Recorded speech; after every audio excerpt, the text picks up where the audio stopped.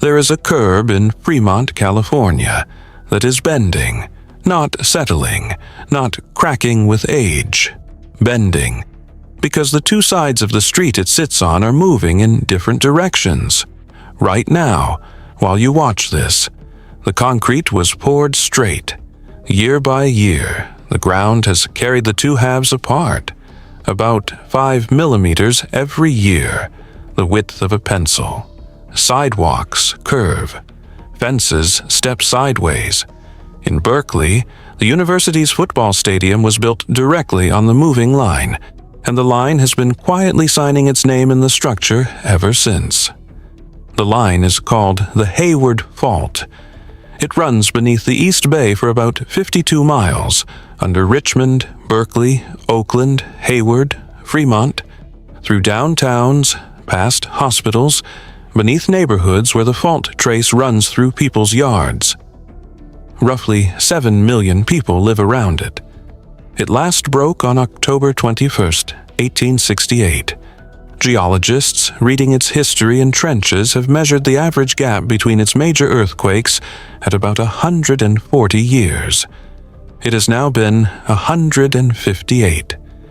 The fault has overshot its own average by 18 years, and the United States Geological Survey has already written down, hour by hour and system by system, exactly what happens when it catches up.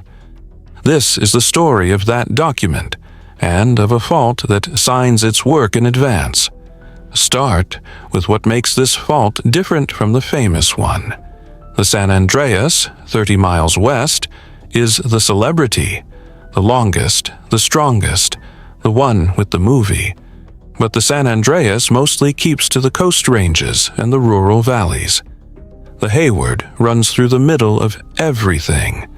Its trace passes directly beneath dense city blocks, under a major university, alongside the transit lines and freeways of the East Bay Corridor.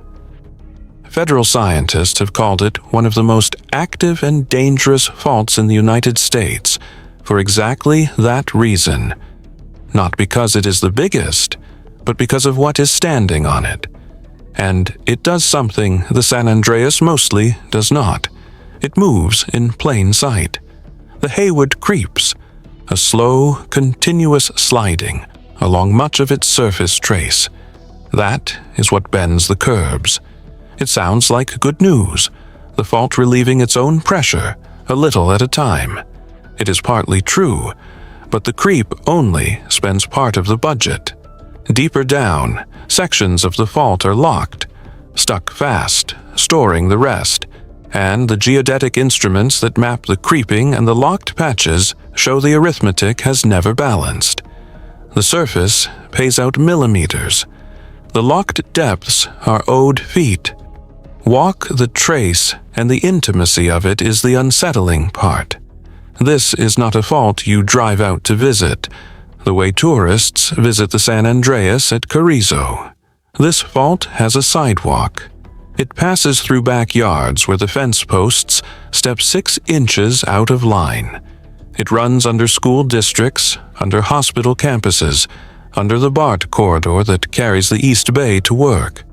In places, homeowners live with a property line drawn by the state of California, for a reason the deed does not have to explain.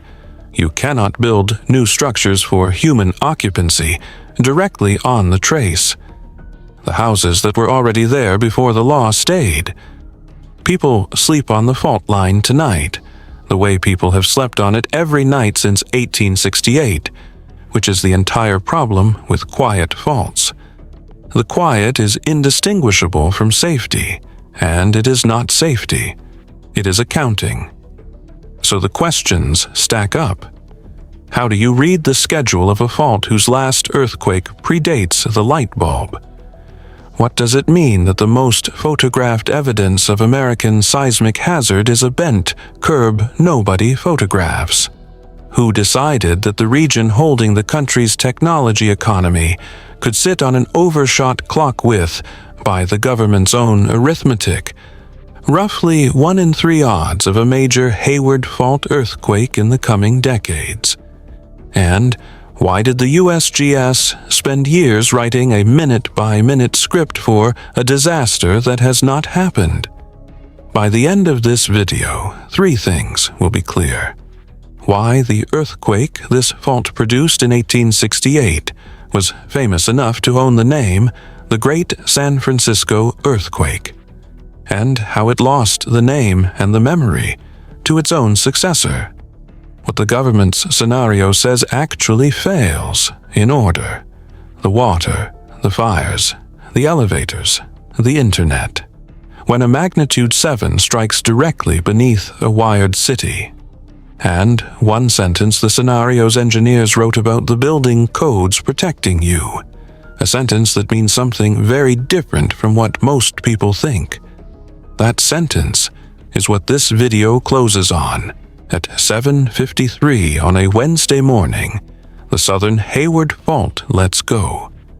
The rupture tears roughly 20 miles of the East Bay, from San Leandro down toward the farmland that is now Fremont, and the 2 sides of the fault lurch 6 feet past each other.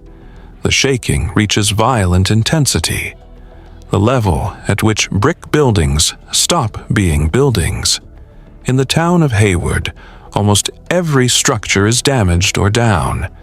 In San Leandro, the county courthouse partially collapses.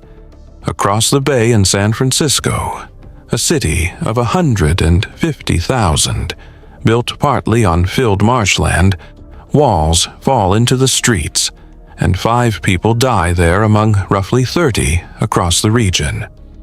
The shaking is felt across Northern California and into Nevada. For a region this young, it is the worst disaster in living memory. The accounts read like a rehearsal of everything this fault's modern scenario predicts. The shaking lasts less than a minute, and in that minute, the East Bay's masonry, the banks, the storefronts, the courthouse, performs exactly the way unreinforced brick performs. The walls leave the buildings. In San Francisco, the worst of it lands precisely where the ground is worst. The blocks built out onto filled marsh, where made land turns to jelly, and buildings on solid rock a street away stand almost untouched. The lesson about soft ground was fully delivered in 1868, priced in 30 lives. It would be delivered again in 1906 and again in 1989 on the same made land, each time as if for the first time. And here's the detail that tells you everything about what happened next. For 38 years, this event was called the Great San Francisco Earthquake. Newspapers used the name. Histories used the name. It was the benchmark, the worst that place had seen, and therefore people assumed the worst it could do. Then, on April 18, 1906, the San Andreas produced the earthquake that burned San Francisco and took the name. The 1868 event did not just lose its title, it lost its place in memory. The fault that runs directly under the East Bay's cities became the region's forgotten earthquake machine, overshadowed by the celebrity fault across the water. A federal survey page states it plainly. Few Bay Area residents know the 1868 earthquake happened at all. There is one more 1868 detail worth keeping, because it makes the forgetting stranger. The earthquake produced one of the earliest organized scientific responses to a disaster in American history. Local scientists and engineers convened to study the damage and draw lessons about brick, about made land, about where not to build. The impulse was right, a generation ahead of its time. The follow-through tells the other half of the story. The effort dissolved, its report never fully published, its lessons relearned at full price decades later. The pattern this channel keeps finding, the warning written, the warning filed, is not a modern failure. It shipped with the founding of the region. Run the past as proof arithmetic.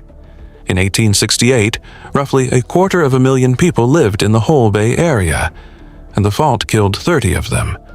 The same region now holds more than 7 million people, and, by the University of California's own accounting, close to $2 trillion of property. The fault did not get stronger. The exposure did. The energy of the next 1868 will be the same class of energy. Nothing else about the equation is the same, which leaves the question the trenches answer. Was 1868 an accident or an installment? If these files are your kind of thing, documented hazards, real records, every number sourced, subscribe and turn on notifications. The next file is already in production. Now, what the mud under a Fremont parking lot remembers. The method is the one this channel keeps meeting, because it is the method that works. Dig a trench across the fault, and read the soil like a ledger. Every rupture leaves a break through the layers. Everything deposited afterward lies unbroken on top. Carbon dates the boundary. USGS geologists digging across the Hayward's trace in Fremont pulled out a chronology that no written record could have supplied. 12 major earthquakes reaching back nearly 2,000 years. Picture the work at the scale it actually happens. A backhoe cut, shored with plywood, maybe 15 feet deep, across ground that looks like every other vacant lot in Fremont. Geologists on ladders with trowels and string grids, tagging charcoal flecks the size of a fingernail. What they are looking at in the trench wall is time laid sideways, marsh mud, flood silt, buried soil, and running through it, the fault, visible as a discontinuity, where the layers on one side simply do not line up with the layers on the other. Each earthquake is a mismatch. Each quiet century is an unbroken layer draped across the last mismatch. It is the same reading, mud as ledger, that solved New Madrid with sand and Rainier with clay, applied here to a fault with a bus route on it. The most recent 5 tell the schedule. Around 1315 the fault broke, around 1470, around 1630, around 1725, and then 1868. The only one with witnesses, average gap between them, about 140 years. The gaps are not identical. Faults do not keep train timetables. But 5 ruptures, spread with that regularity, is not randomness. It is a payment schedule. And this is where the bent curb comes back, because on this fault, the schedule and the sidewalks are the same phenomenon. The creep that bends Fremont's concrete is real motion, measured continuously by instruments that can see millimeters from orbit. But the modeling of that data shows the creep is confined to the shallow fault and to certain stretches. Below and between, the fault is locked, and the locked patches are where the deficit accumulates. Think of it as a debt being serviced with interest-only payments. The curbs record the interest. The principal is still down there, and in 1868, the last time the principal came due, the payment was 6 feet, delivered in seconds. The instruments watching all this are their own quiet marvel. Alignment arrays, precise survey markers straddling the trace, have been remeasured for decades, turning the curb's anecdote into data. Satellite radar passes over the East Bay and maps the ground's motion in fringes of color, millimeter by millimeter, revealing which stretches of the fault are paying and which are hoarding. A creeping fault is, in one sense, a gift to science. It publishes. The San Andreas at Carrizo says nothing for centuries and then speaks all at once. The Hayward files a continuous confession, and the confession, read carefully, says the deep fault is not participating. That is the whole case, visible from orbit, a fault settling its small debts in public while the large one compounds in private. Every parameter of the system has been measured. The plate motion, the creep rate, stretch by stretch, the locked patches mapped from space, the 5 dates in the mud, the average, and the overshoot. 158 years against 140. The one number the instruments cannot produce is the date of the 6th rupture. The blank space is 18 years wide and growing, and it runs directly under the homes of 7 million people. Now calibrate what those people think an earthquake is. The Bay Area's modern reference, the event everyone over 45 remembers, is Loma Prieta, October 17, 1989, 5:04 in the afternoon, minutes before a World Series game. Magnitude 6.9. 63 people died, most of them under a collapsed double-deck freeway in Oakland. It felt, at the time, like the big one had come. It had not even been close. Loma Prieta was not a Bay Area earthquake. It was a Santa Cruz Mountains earthquake on the San Andreas, its epicenter roughly 60 miles from the cities it damaged. The shaking that dropped the Cypress Freeway lasted about 15 seconds, delivered from a rupture 2 counties away. That is the region's calibration event. The Hayward scenario is a larger earthquake on a fault that is not 60 miles away, a fault that is underneath. Under the stadium, under the transit lines, under the curbs. The reference memory and the actual hazard are not the same event.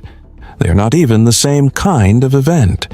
In 2017 and 2018, the USGS and dozens of partner institutions published the answer to a question no one wants to need. What, exactly, does a magnitude 7 on the Hayward Fault do to the modern Bay Area?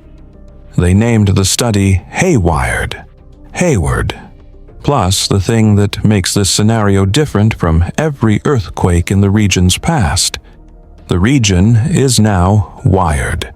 Its transportation, its utilities, its economy, its daily functioning run on telecommunications and the internet, on systems connected to systems. And the study's premise is that the connections themselves are a vulnerability no previous earthquake ever tested. The scenario's earthquake strikes on an April 18th, the 1906 anniversary, chosen deliberately at 4:18 in the afternoon, magnitude 7.0. Epicenter, Oakland.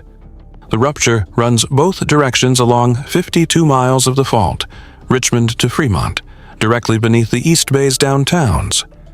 Notice, too, what the scenario's date is doing. April 18th is not a random square on the calendar. It is the anniversary of 1906, the earthquake that stole 1868's name. The authors aimed their hypothetical at the one date the region already observes, the morning the commemorations run and the sirens are tested, as if to say, you already gather once a year to remember the other fault's earthquake. Here is what your own fault does, scheduled for the same day, so that the remembering and the warning finally point at the same ground. Then the systems fail in sequence, and the report counts every one. The buildings first.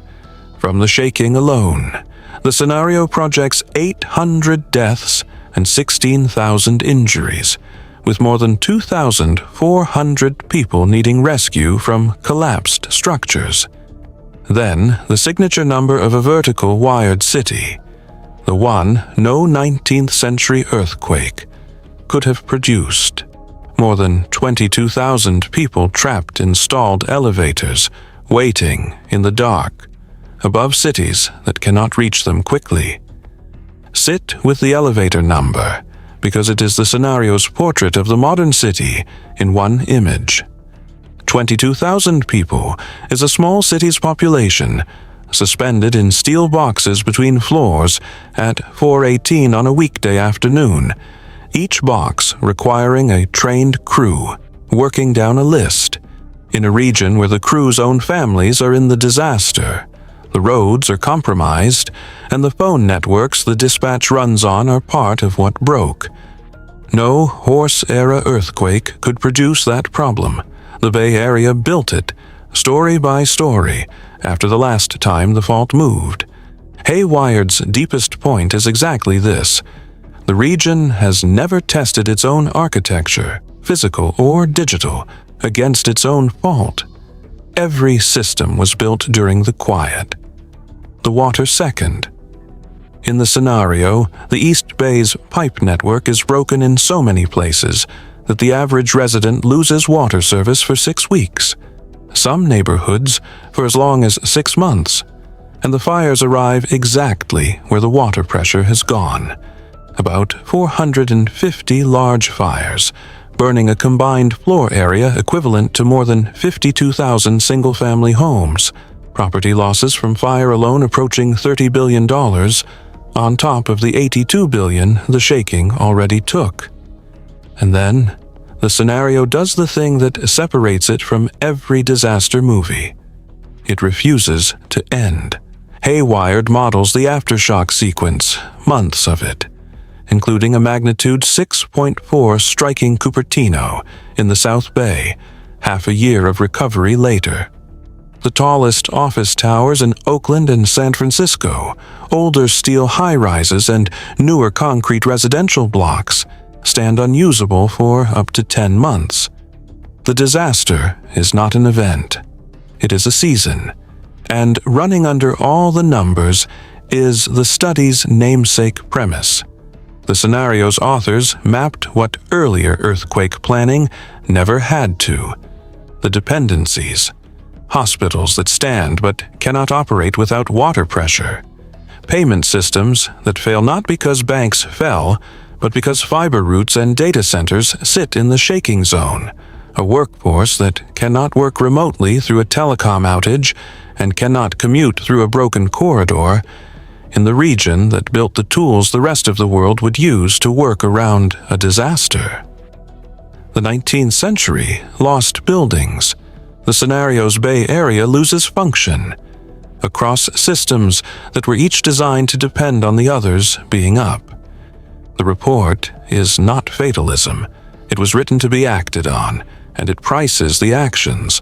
Its own arithmetic shows that earthquake early warning, the shake alert system, seconds of notice delivered at the speed of the internet the scenario worries about, combined with the simple act of drop, cover, and hold on, could prevent as many as 1,500 of those injuries. Seconds, spent correctly, subtract 4 digits from the casualty table. That is the wager the entire warning enterprise is built on. The same wager as the sirens in the Rainier Valley. The system can buy the time. Only the people in it can spend it. If this channel earns a place in your feed, a subscription this early matters more than you'd think. 1 page left in this file, the sentence the engineers wrote about the building codes. It is short, it is accurate, and almost everyone reads it wrong. Volume 2 of the HayWired report, the engineering volume, contains a sentence that deserves to be read exactly as written. The building code is designed to protect lives. That is the whole promise. Not homes, not businesses, not the city. Lives. The code's ambition is that when the shaking stops, you walk out of the building. It has never promised that you get to keep the building. The same volume runs the numbers for a Bay Area where every single structure meets the modern code. A Bay Area that does not exist, but suppose it did. Even then, 4 in 1,000 buildings collapse. 5% are unsafe to occupy. 19% are restricted. Full compliance, best case, and 1 building in 4 is compromised.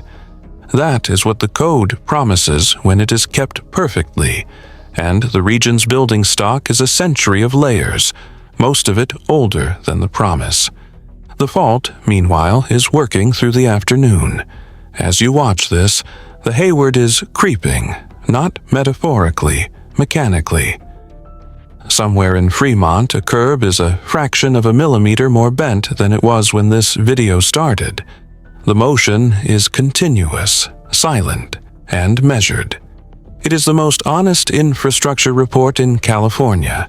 The ground itself, filing its progress in concrete, 5 millimeters a year, every year, without a single missed deadline in 2,000 years of trench record. Consider what is actually resting on the line. $2 trillion is an abstraction. The physical inventory is not. A century and a half of construction, wood frame houses by the 100,000, brick main streets from before the codes, mid-century concrete, glass towers, the tunnels that carry the East Bay's water, and the tubes that carry its trains, every ton of it placed during the 158 quiet years, held in position by nothing more elaborate than the friction currently winning inside the fault. The region was not built in defiance of the Hayward. It was built in its intermission. Civilizations calibrate danger by living memory, and the Bay Area's living memory is a 15-second earthquake from 60 miles away. The 1868 event, the one from the fault that is actually underneath, has no living witnesses, and it lost even its name. The calibration error is not that the region ignores earthquakes. It drills for them, engineers for them, warns for them better than almost anywhere on Earth. The error is the reference point. No one alive has felt what the East Bay's own fault does at arm's length, and the scenario for it has already been written, published, and mostly filed. What stands between the region and the Armero pattern, the warning written, the warning filed, is the machinery of remembering, and the Bay Area has more of it than almost anywhere. The annual drills, the retrofit ordinances working through the soft-story backlog one building at a time, the early warning system in millions of phones, the scenario itself, free to read, sitting on a government server. None of it moves the fault. All of it moves the other variable in the casualty table, the one the trenches say nothing about, because it is not written in mud. It is written in whether anyone looks. So the open questions are the honest ones. Which does the region finish first, the retrofit backlog or the 18-year overshoot? How many of the 7 million have read any page of the report written for them? And when the 6th date joins the 5 in the trenches, how much of what now stands on the fault line is still standing on it that morning? Around 1315, the fault wrote a date in the mud. Around 1470, around 1630, around 1725. In 1868, it wrote one in front of witnesses, and the witnesses' city forgot. Every year, the fault signs the curbs, 5 millimeters at a time. Somewhere below, it is saving up a signature 6 feet long.